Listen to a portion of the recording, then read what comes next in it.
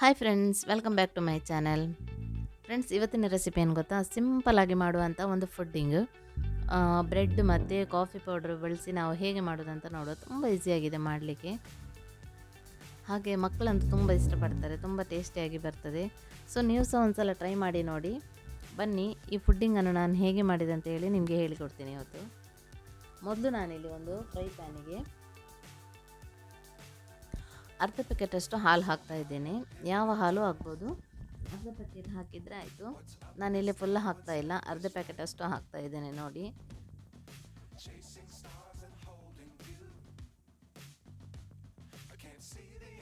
ಇನ್ನಿದಕ್ಕೆ ನಾನಿಲ್ಲಿ 3 ಸ್ಪೂನಷ್ಟು ಸಕ್ಕರೆ ಆ್ಯಡ್ ಮಾಡ್ತೇನೆ. ಬರೀ 3 ಸ್ಪೂನ್ ಹಾಕಿದರೆ ಸಾಕು. ಇದು ಹಾಲಿಗೆ ನೀರು ಮಿಕ್ಸ್ ಮಾಡಲಿಲ್ಲಲ್ಲ, ಹಾಗಾಗಿ ತುಂಬ ಸ್ವೀಟ್ ಹಾಕಿದ್ರೆ ಓವರಾಗಿ ಹೋಗ್ತದೆ. ನಾನಿಲ್ಲಿ 3 ಸ್ಪೂನ್ ಹಾಕ್ತಾಯಿದ್ದೇನೆ. ಹಾಗೆ ಇಲ್ಲಿ ನಾನು ₹2 ಪ್ಯಾಕೆಟ್ ಕಾಫಿ ಪೌಡ್ರ್ ಬರ್ತದಲ್ಲ, ಇನ್ಸ್ಟೆಂಟ್ ಕಾಫಿ ಪೌಡ್ರ್, ಅದನ್ನು ಯೂಸ್ ಮಾಡ್ತಾಯಿದ್ದೇನೆ. ಇಲ್ಲಿ ನಾನು ಅದರಲ್ಲಿ ಅರ್ಧ ಪ್ಯಾಕೆಟಷ್ಟು ಕಾಫಿ ಪೌಡ್ರನ್ನು ಹಾಕಿದ್ದೇನೆ ನೋಡಿ. ಇನ್ನಿದನ್ನು ಮಿಕ್ಸ್ ಮಾಡಿ ಇನ್ನಿದು ಬಿಸಿ ಆಗಲಿಕ್ಕೆ ಇಡುವ. ಇದು ಕುದಿ ಬರಲಿಕ್ಕೆ ಏನಿಲ್ಲ, ಜಸ್ಟ್ ಬಿಸಿ ಆದರೆ ಸಾಕು.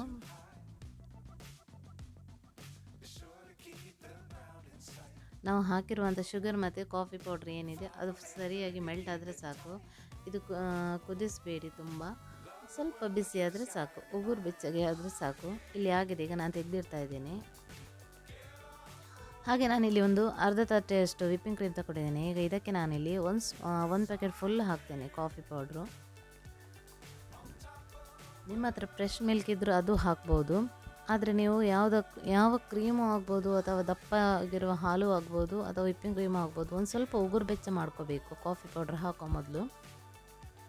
ಸೊ ಅದನ್ನು ಕಲಸಿ ಬದಿಯಲ್ಲಿಟ್ಟೆ. ಇಲ್ಲಿ ನಾನು ನೆಕ್ಸ್ಟ್ ವಿಪ್ಪಿಂಗ್ ಕ್ರೀಮನ್ನು ಒಂದು ಸ್ವಲ್ಪ ತೆಗಿತಾ ಇದ್ದೇನೆ. ಇದು ನಿಮ್ಮೊಟ್ಟಿಗೆ ಈ ಥರ ಹ್ಯಾಂಡ್ ವಿಸ್ಕ್ ಇದ್ದರೆ ಇದರಲ್ಲೂ ಮಿಕ್ಸ್ ಮಾಡ್ಬೋದು, ಇಲ್ಲ ಅಂತಂದರೆ ಬೀಟರಲ್ಲಿ ಸಹ ಮಾಡ್ಬೋದು. ಅಂದರೆ ಇದು ಕೇಕಿಗೆ ಬೀಟ್ ಮಾಡ್ತೇವಲ್ಲ ನಾವು, ಅಷ್ಟು ಓವರಾಗಿ ಬೀಟ್ ಏನು ಬೇಡ ನಮಗೆ, ಇದಕ್ಕೆ ಸ್ವಲ್ಪ ಬೀಟ್ ಆದರೆ ಸಾಕು.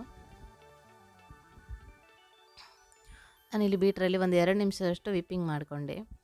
ನಾನಲ್ಲಿ ಫಸ್ಟಿಗೆ ಮಿಕ್ಸ್ ಮಾಡಿ ಇಟ್ಕೊಂಡಿದ್ದೆ ಅಲ್ಲ, ವಿಪ್ಪಿಂಗ್ ಕ್ರೀಮಿಗೆ ಸ್ವಲ್ಪ ಕಾಫಿ ಪೌಡ್ರ್ ಹಾಕಿ, ಸೊ ಅದನ್ನು ಸಹ ಇಲ್ಲಿ ಇದಕ್ಕೆ ಆ್ಯಡ್ ಮಾಡ್ತಾ ಇದ್ದೇನೆ. ಆ್ಯಡ್ ಮಾಡಿ ಮತ್ತೆ 1 ನಿಮಿಷದಷ್ಟು ತಿರುಗಿಸ್ತಾ ಇದ್ದೇನೆ.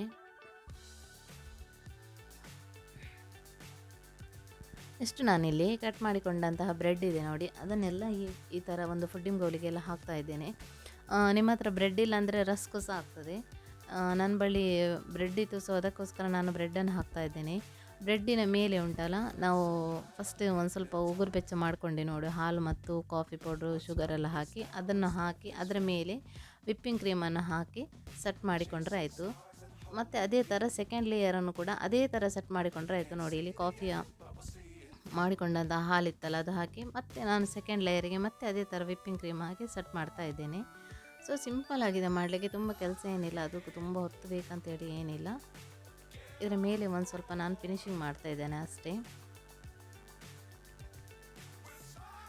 ಇದು ಆಪ್ಷನಲ್, ನಾನು ಸುಮ್ಮನೆ ಒಂದು ಸ್ವಲ್ಪ ಶೋ ಕಾಣಲಿ ಅಂತ ಹೇಳಿ ಒಂದು ಸ್ವಲ್ಪ ಚಾಕ್ಲೇಟ್ ಗಾರ್ನಿಷ್ ಇದ್ದು ಒಂದು ಸ್ವಲ್ಪ ಗಾರ್ನಿಷ್ ಮಾಡ್ತಾ ಇದ್ದೇನೆ ಅಷ್ಟೇ.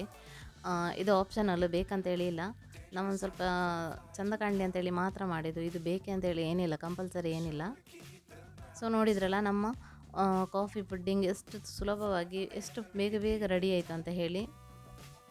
ಸೊ ಫ್ರೆಂಡ್ಸ್, ನೀವು ಸಹ ಒಂದು ಸಲ ಟ್ರೈ ಮಾಡಿ ನೋಡಿ. ನನಗೆ ಈ ಫುಡ್ಡಿಂಗ್ ಹೇಗಾಗಿದೆ ಅಂತ ಕಮೆಂಟ್ಸ್ ಮೂಲಕ ತಿಳಿಸಿ.